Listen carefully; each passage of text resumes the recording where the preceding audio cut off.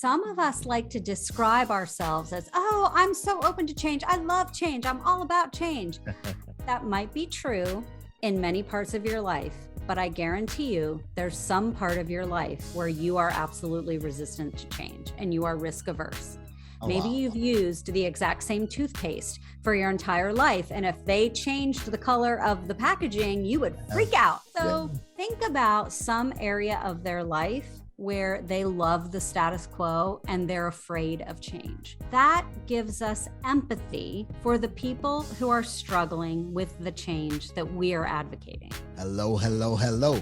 Welcome to another Knowledge Bomb episode of Lead to Greatness, where we believe in helping others reach their greatest potential and together change the world. Today on Lead to Greatness, we have Nancy Murphy. Nancy is the founder and president of CSR Communications. Her passion is to teach leaders how to make organizational changes stick. Nancy mentors and advises executives from local governments, federal agencies, global nonprofits, foundations, and Fortune 500 companies. Please help me welcome Nancy with Overcoming Resistance to Change.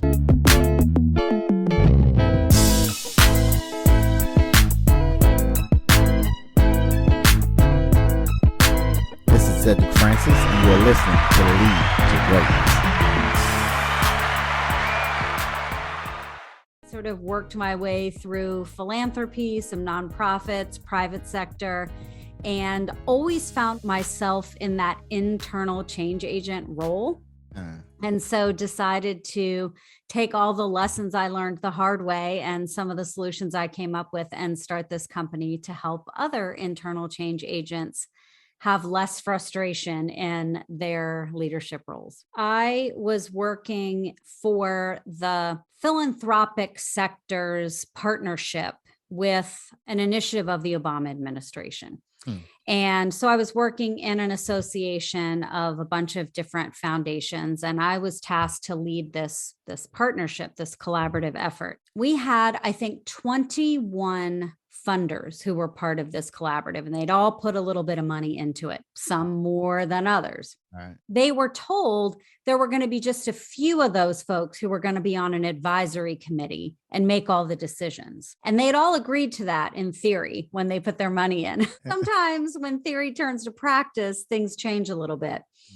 So I found myself kind of butting up against a lot of division and a lot of resistance. It seemed like no matter what the plan was that we put out there or the direction we decided to go, somebody was unhappy and they were going to let me know about it. At one point, I thought the whole thing was just going to implode and we really weren't going to be able to move forward. Some people were even talking about taking their money back. Wow. Or finding another host organization to lead this collaborative.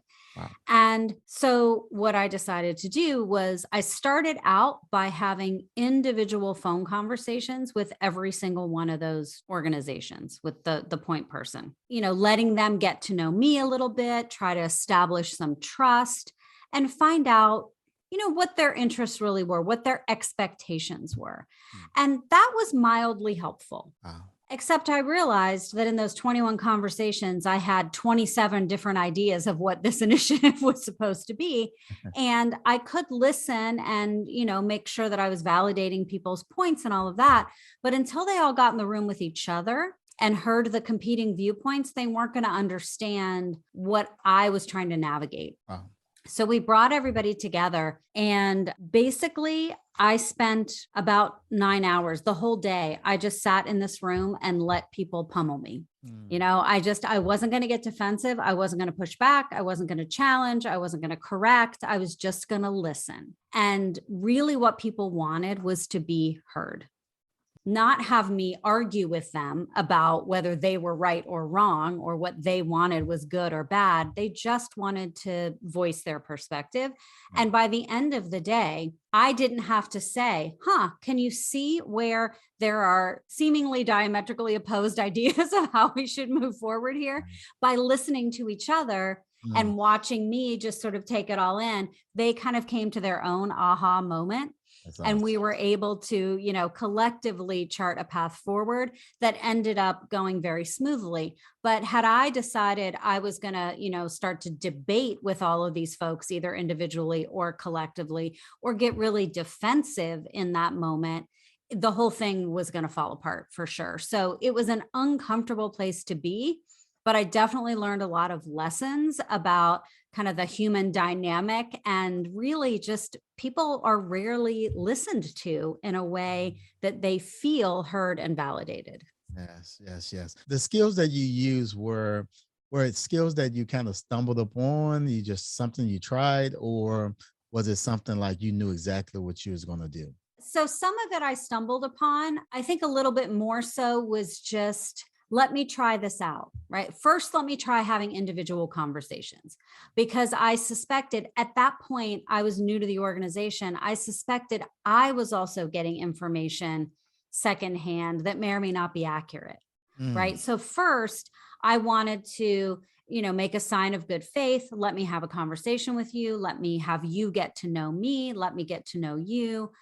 See what I can learn from that, right? And make sure that I'm not taking somebody else's perception of the situation, but I'm trying to get my own understanding. That's when I had that like aha of, oh my goodness, wow. right? If these folks could only hear how everyone's like, no, no, the way that we agreed this was going to happen was X. And somebody else is like, no, no, the way we agreed this was going to happen was Y.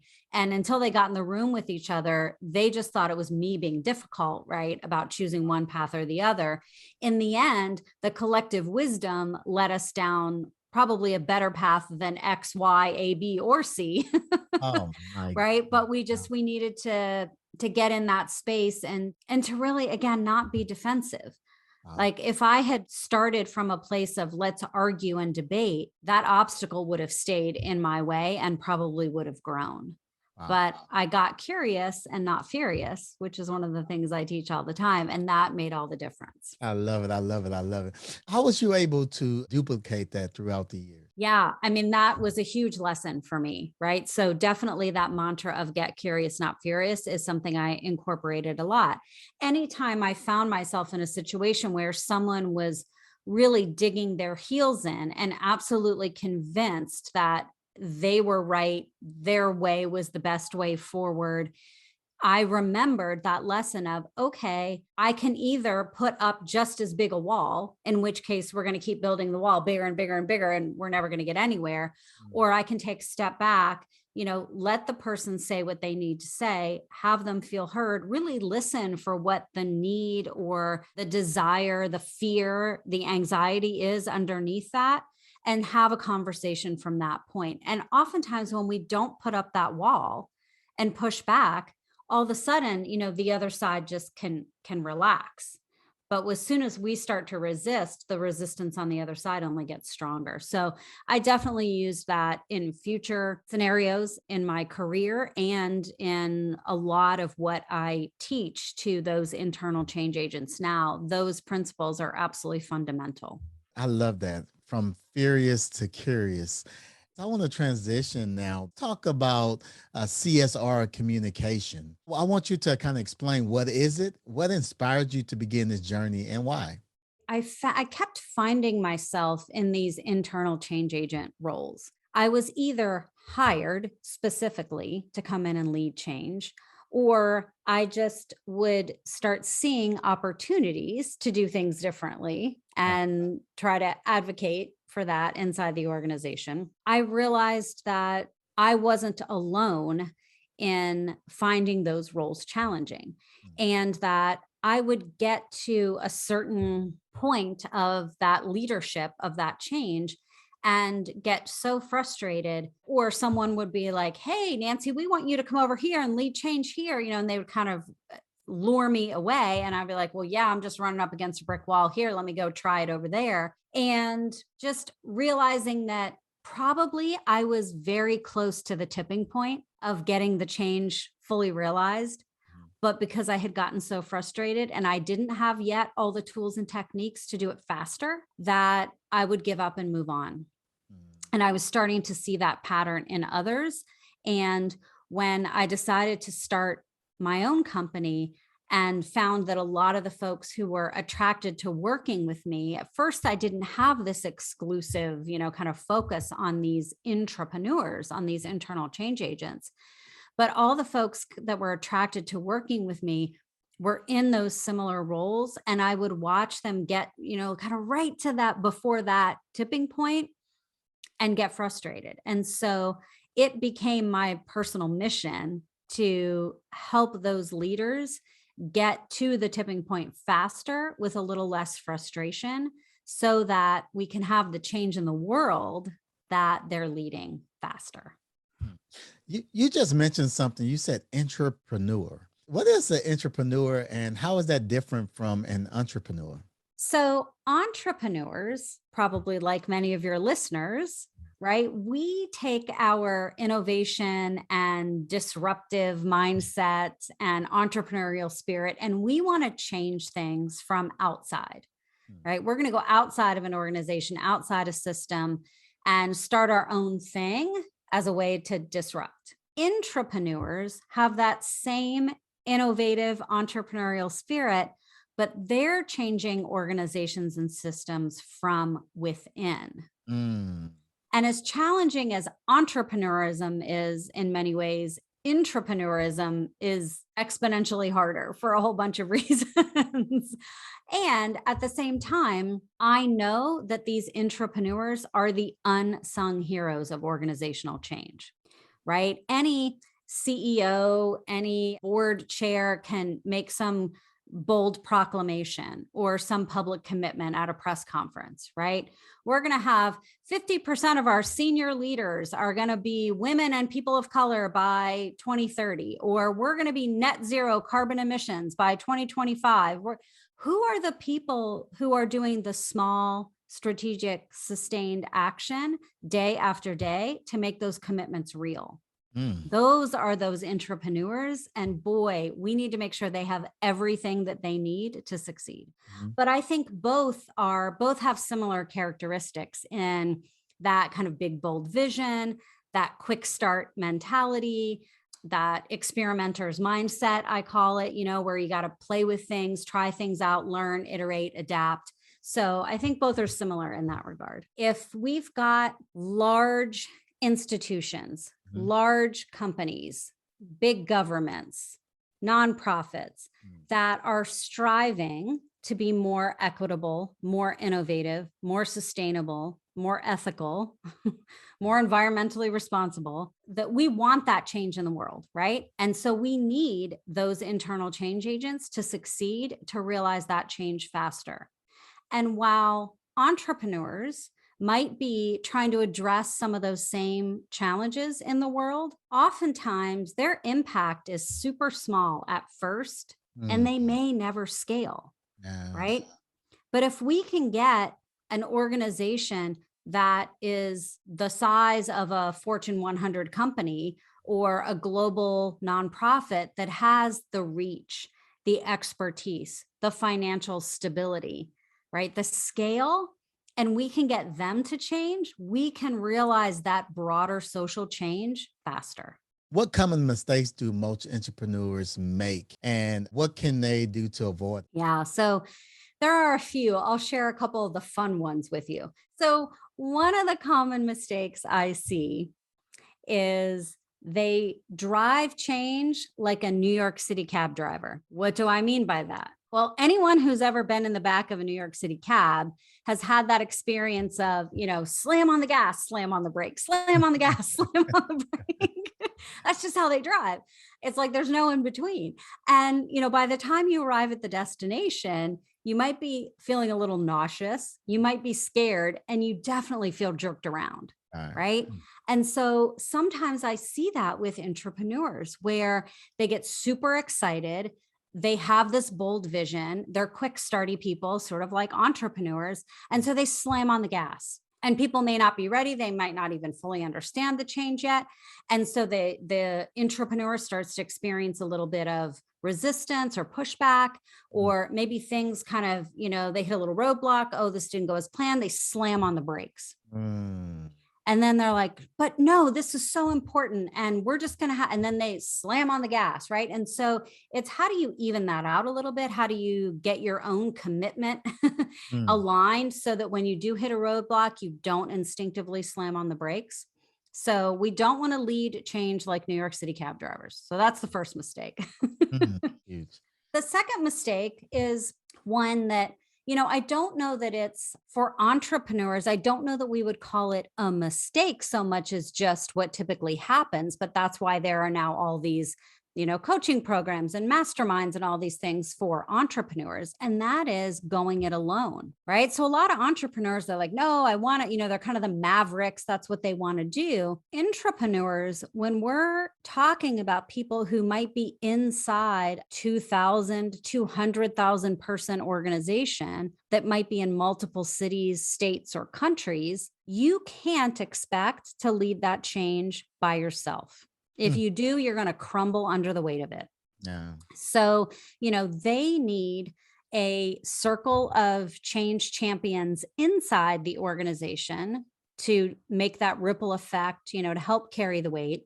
And they need cadre of like-minded intrapreneurs outside the organization of peers for that perspective and that support. That's good. I'm thinking about, so we're dealing with change. So you have change going on, and this constant and this quick change. I love the analogy about the taxi driver. You're hitting the brakes going, and then you're turning corners, and some of them can be wore out as leaders. So what are some things that we can do as leaders to overcome this resistance to change? So, right, this is what I always say. Some of us like to describe ourselves as, oh, I'm so open to change. I love change. I'm all about change. And I often say that might be true in many parts of your life, but I guarantee you there's some part of your life where you are absolutely resistant to change and you are risk averse. Oh, Maybe wow. you've used the exact same toothpaste for your entire life. And if they changed the color of the packaging, you would freak out and write the company and, right? So think about some area of their life where they love the status quo and they're afraid of change, because that gives us empathy for the people who are struggling with the change that we are advocating, right? So all of us have that area. So if we can get in touch with that and imagine being faced with that when we're talking to the folks who we're trying to get on board with our change, then we can approach the conversation from a whole different perspective. The second thing is to remember resistance isn't all bad. And in some ways, it's actually necessary and good. So think about, we go to the gym and we do strength training, right? Or like the track athletes or the football players who run with the parachutes behind them, or the weight, the big weights on the tethers, because resistance makes us stronger. So if we can flip our mindset toward resistance and welcome it, not see it as a bad thing that just, annoys us, and why can't so-and-so get on board? They're such a downer. Why are they so resistant to change? Instead of thinking of it that way, get curious, not furious, right? Look for those signals that they're trying to share with you that will make the idea stronger, that will prevent unnecessary risk, right? That will illuminate some blind spots. And so just shifting our own attitudes towards it can make all the difference. Then we can start to get the benefit from it, rather than like that example I described, right? Rather than just putting up a bigger wall and then the walls keep going. If we can be open to what the resistance is trying to teach us, then our ideas can be even better. Wow, that is a knowledge bomb, folks. This is amazing, and I love this. And I love the perspective that you really gave, because sometimes we can get so deep and say, you know what, I love change, but that is so true. There's things that I've been doing all my life that I haven't changed. Particularly, I do not like changing the gel that I use when I take a shower. If my wife brings something else, it's like, what are you doing? I want this. This is what I like. So I definitely, exactly. I like this a certain way. I like my eggs a certain way, and somebody brings it a way different. How do that make me feel? And it really, I'm thinking about it. As soon as you said that, I was like, wow, that's how people feel. I know somebody who just gave up her BlackBerry. And Oh, this is a wow. person who's like, I don't understand why people just don't get on board with, this is so, and she just gave up her BlackBerry. So, right. We all have those areas where we're afraid to change. Oh man, that was you went way. Oh my goodness. Right. All the youngins listening to this are like, BlackBerry, is that the fruit? What do you mean? I love it. I love it. I love it. I love it. Change, change, change. I say that people leading change need to operate more like Indiana Jones, because like Indiana Jones, they must go on a quest, an archaeological dig for what we at CSR Communications call artifacts. So these are all the little things we leave behind when we move forward with change that tell us who and what we value, what really matters, and how things really get done around here. And oftentimes they conflict with the change we want. So we got to go dig them up, unearth them, replace them with artifacts that are aligned, that are congruent, that reinforce the change we want. So let me give you a couple examples of what I mean by artifacts. We were working with an international nonprofit, and they had been struggling to retain women leaders. So they started a mentoring program, and they had a gender council to advise the CEO, but nothing worked. So we came in and did our proprietary artifacts, archaeological dig process, our excavation process, and we uncovered lots of things, but let me tell you a couple. So one, standing 7:30 a.m. leaders meetings, and two, shout outs at the start of every staff meeting that all sounded something like, Cedric, huge thanks to you and your entire team for working around the clock last week on that big proposal. So I share these examples with men, and a lot of times they're like, well, what? They were giving them praise. Like, I don't understand. What's wrong with that? And the artifact there is, what I often call the glory stories. What are the myths, the stories we tell over and over again? What do we celebrate in our organizations? And are we celebrating things that send the signals we want to send? The shout outs every single week at staff meetings around people thanking people for going above and beyond, working around the clock, having no personal life, meetings that started at 7:30 in the morning for the senior leaders were sending the signals to women, no matter what people were saying, right? They were getting these signals that conflicted. So they believed they could not have a family life and meet those obligations and be a senior leader in this organization and have any sort of sanity. Wow. It wasn't like these women didn't love the organization. They would leave and have babies. And, 2 years later, they would come back and be consultants part-time for the organization, right? They just did. They would get to this point and think, wow, if I want to move up and get a promotion, there were artifacts that were left behind. Now, the best thing, addressing those didn't cost a dime or require any special authority, right? You just start recognizing and celebrating different things. You just change the time of the meeting. It isn't that hard. And I really appreciate you sharing that story. Even asking that question within our organization, like, hey, well, how do you feel? Or how do you feel about this? Or how do you feel about that? Yeah. And when we don't address these things and we just sort of leave them to send those signals, then it erodes trust, right? Because people are like, well, you say you value women in leadership, but all the things so you don't really mean it. You're saying one thing and doing another. So it erodes trust. The other thing is it's going to increase resistance. You know why? Because we've got this friction that's making it extra hard to do the thing we want people to do. Another example is we were working with this organization that was almost entirely US government funded. And they decided they wanted to start having other kinds of partnerships and funders. But all of their proposal development processes and their protocols and, checklists and all of that were designed to serve one customer. Mm. So you've got people over here trying to develop a partnership with a company, and the process and protocol is you submit a 50-page technical proposal, and you can't get anything out the door that's 2 pages, which is what the company wants, right? And so it's like, well, you don't really meet, you're making it too, I really want to do this. I'm on board. Yes, sign me up, right? But now you're making it so hard for me to do the thing you've asked me to do that I'm just going to give up.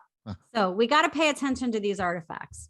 You have companies where a lot of people have been working from home for the last 2 years. And in 2 years, I mean, let's be honest about it. I mean, lifestyles change. I mean, people revolving around what I've been doing the last year, and that's their normal now. And now the change of, a lot of companies trying to get people back to the office. What type of advice would you give to, some of our CEOs or entrepreneurs in that aspect? Yeah. And that is a perfect example of the New York City cab driver, right? Where because of the continued changing nature of this pandemic, people make decisions, they communicate them, and then, Omicron or number spike again, then they slam on the brake. And so, any given week, people are like, okay, better pull out the professional wardrobe and see what still fits, better recalculate my commute time. Oh God, childcare, blah, right. And then, oh, nope, don't have to do that yet. Oh, okay, wait, turn the dining room back into my office, it's a lot of disruption. To me, especially during times of change, you almost can't over communicate to people, right? So at least explaining, we're struggling with this too. Here are the criteria we're using. We want to be committed in our decision, but sometimes when information changes, we have to change too, right? I mean, I think that's even with the CDC information that was coming out early on in the pandemic, we crave certainty as human beings. Our brains crave certainty. And so when we're in a situation that is inherently uncertain and ever changing, I think communicating to people that the certainty is this is going to change, at least gives them something to anchor onto, right? So that's one thing. The other thing is, I feel like, but some leaders have gotten locked into this, like either we're going to stay remote or we're going to come back to the office, and maybe taking a step back and sort of examining what is the nature of our business, what is the nature of different roles in our organization or in our business, and how do we achieve optimal culture, optimal productivity, whatever.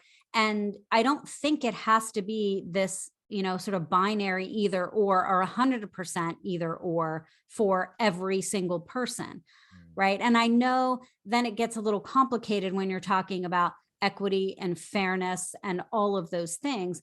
But sometimes it's like, it's worth adding a little more complexity to get a higher quality decision. And then the third and sort of probably final piece of advice, I mean, there's probably a million tips we could all share on this, right? Not making decisions in isolation. And this is true with any kind of change. We often talk about the opportunities for co-creation, right? So not that you say, we need to figure out what we're doing now that the pandemic's under control. Where should we start? You don't want to go to, sort of your mass employee base with that kind of question. But another psychological trigger that makes change hard is a threat to autonomy and choice, right? So anytime we can give people some sphere of control, some choice, some sense of autonomy, that can be helpful. So think about the opportunities for co-creation. Think about the opportunities for input and advice. Where is it appropriate to engage people? And you might get some great ideas that you hadn't thought of, right? Versus going into a town hall where you're announcing a decision that's already been made and you get that resistance, and your reaction is to put up the wall, get defensive, get into a debate, right? And then we know that's when everything falls apart. The knowledge bomb. This is amazing, because this is the thing. You said this in the very beginning. People want to be heard. Yes. And oftentimes we're making decisions. And even if we're going to go with that decision, getting people involved. I mean, they're the ones that are going through this drastic change. I mean, it's like sending a signal that I don't care about your life. Right. I don't care that you have children. I don't care about, it's like you basically, I mean, you're saying, I don't care. That's the signal that's been sent. I really, man, I love this. I love this. I love this. I love this. CSR Communications. I want to talk about this because, man, the knowledge and the information you're sharing, I mean, it's so helpful. And there may be someone right now listening say, you know what, man, I want to know more about this company. I want to know more about Nancy and her group. I want to know more about what they do. If someone was considering working with you, what should they expect? Ooh. Well, number one, no matter what the project is or how we're engaged together, my commitment and my philosophy is all about, and I think you've experienced it today, what are the practical, actionable things that you can do, right? Yeah. If we're in an executive coaching relationship, this is not about making you a better leader 10 years down the road and like all this. It's like, let's address the problem of the hour and let's put it in the context of what leadership gap you might have that you want to work on over time, but let's get you something you can act on today. Right? If it's a strategy development engagement or a communication strategy, messaging engagement, I am not about, don't pay us a bunch of money and send us off into some corner to solve your problems and bring you back a handbook, right? We want to co-create. We want to work alongside you. We'll be the Sherpas. We'll do the heavy lifting. But if you're not learning something along the way, if you don't own the final product, if it's not going to work for you in the end, then it's a waste of everybody's time and money. So we definitely do that kind of done with you versus done for you kind of thing. And if you join our Intrapreneurs Influence Lab, you're going to be alongside other leaders who are facing the same challenges, who are excited about the same opportunities, who are generous with their experience and ideas and time and will want to share, because that's the kind of community we create. So it's not about coming together and trying to one up each other. You know, if you show up in my lab as, you know, the perfect version of yourself, well, you might as well not show up because you're not going to get something you need and you're probably not going to help anybody else either. So like show up with the appropriate level of vulnerability, yes. Be generous with your ideas and your time, and we'll all grow as a result. I love it, Nancy. This is amazing information. Thank you so much for sharing this information with us on today. If someone wanted to connect with you and what you're doing, where should they go? The best place to start is our website, which is csrcommunications.com. And right there on the homepage, you can click for a link to a video to tell you a little bit more about artifacts and sign up for a complimentary site survey where we survey the places that are probably richest to dig for artifacts in your organization. Wow. Or if you do CSR Communications /weekly, you can sign up for Ingenious, which are our actionable gems for influential entrepreneurs, all consumable in 2 minutes or less, because nobody has time for anything more these days, but you'll get something sent to your inbox every week. Amazing, amazing, amazing. Nancy, thank you so much. On behalf of the Lead to Greatness community, we want to thank you so very much for taking time out of your busy schedule and adding value to us all.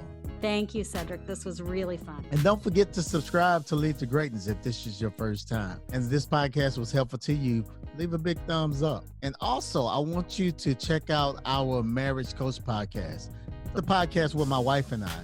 If you're on iTunes, please rate this podcast and leave a review and help get the word out. Again, thank you, Lead to Greatness Nation, for joining us on today. Looking forward to seeing you again on next week. Till then, remember, if you help others reach their greatest potential, together we can change the world. Peace. We out.